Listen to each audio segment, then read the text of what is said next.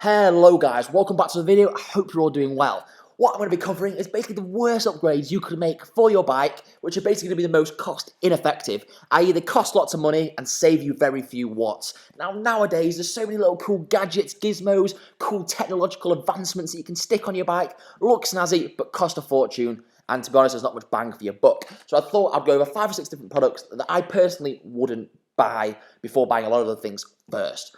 Firstly, we have the oversized Polywheel.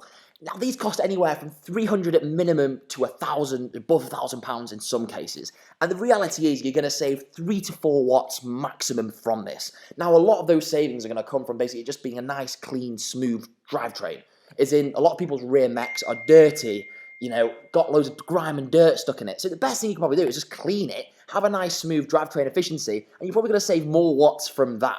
Now, personally, I would look more for, a good helmet, a good skin suit. And yes, this might cost 300, even £400 in some cases, but the difference between a sort of an average ventilated 40, £50 helmet and a full-blown TT helmet is maybe 30, 40 watts in some cases, especially if it fits sort of your position really nicely. Now, if you compare the cost per watt from this, an oversized Polywheel is going to cost you around a watt per £100 at best, whereas a helmet, you're going to get 10 watts per £100. So it's 10 times the benefit and it's the same price. Now look, I'm not saying you can't go and buy these products. If you've worked really hard for your money, then who am I to say don't go and buy this instead?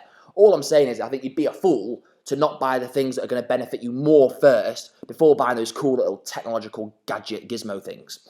The second thing is electronic shifting. Now, I've had both electronic shifting, I've got SRAM Red at the moment, and then previously I had Shimano 105. So I bought a bike off Facebook Marketplace and had SRAM Red on. That was pretty cool. I didn't necessarily want that specifically, it just happened to be on the bike.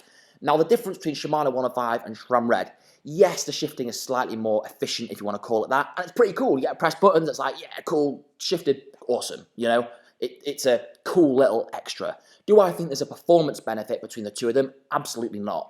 If on my bike now I have mechanical shifting, would I change it for electronic shifting? No, I'm probably not going to spend that £1,000 to £1,500 on getting a brand new group set. I think there is an argument to say if you do cycle a lot, then there might be more longevity in an electronic group set and you're probably going to have less issues in the long run. But there's definitely, from my point of view anyway, not going to be much of a performance benefit from switching. But like I said, it's a pretty cool gadget, to have. And I just love pressing the buttons. It's pretty, yeah, cool. Nowadays, for me, there's so many little changes you can make that's going to save you watts and cost literally nothing. Firstly, you can tape up any holes on your bike. You're probably going to save 1 or 2 watts from doing that. With any wiring, zip tie them together. Again, you're just bringing it all close together and it's not just flapping away in the wind. If you've got a bottle in your down tube, just get, a bottle cage you can put behind your saddle. You're going to save 3 or 4 watts there. These things are going to cost you, £5 or £10, and you're going to, again, like I said, save more watts than spending £1,000 on an oversized pulley wheel or electronic shifting. So they're sort of little things you can start to add. The third thing is fully custom aero extensions. Yes, they look cool. Yes, they're wicked. I mean, I would love a pair myself. However, they're thousands of pounds.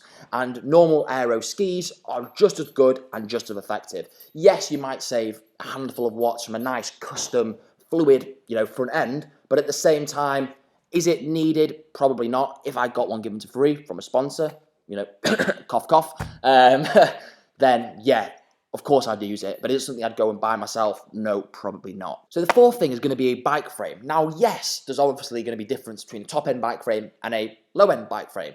However, the majority of the drag is actually from you as a person yourself, so you're going to find much more benefit actually changing your position, tucking yourself in, getting much more aero from your point of view than changing little things on your bike, especially when you're going to be spending as much as, thousands of pounds on a bike frame. So for me, if you want a different frame, who am I to say don't get that frame? But at the same time, you're going to probably find much more benefit from changing your position, getting dialed in, and doing all that first before, changing the bike frame that you're riding. And finally, last but not least, is any kind of group set from Shimano 105 upwards. I find once you get to Shimano 105, the benefits of going up are very marginal and you're probably not going to tell that much of a difference. Like, yes, you might find that the shifting is a little bit more efficient and sort of quick and snappy, but from a sort of watt savings, I don't think you're going to see a lot. Yes, there's difference in weight savings from Shimano 105 all the way to Dura Ace, but other than that, there's very, very, very marginal difference. So for me, I would probably avoid buying a new group set.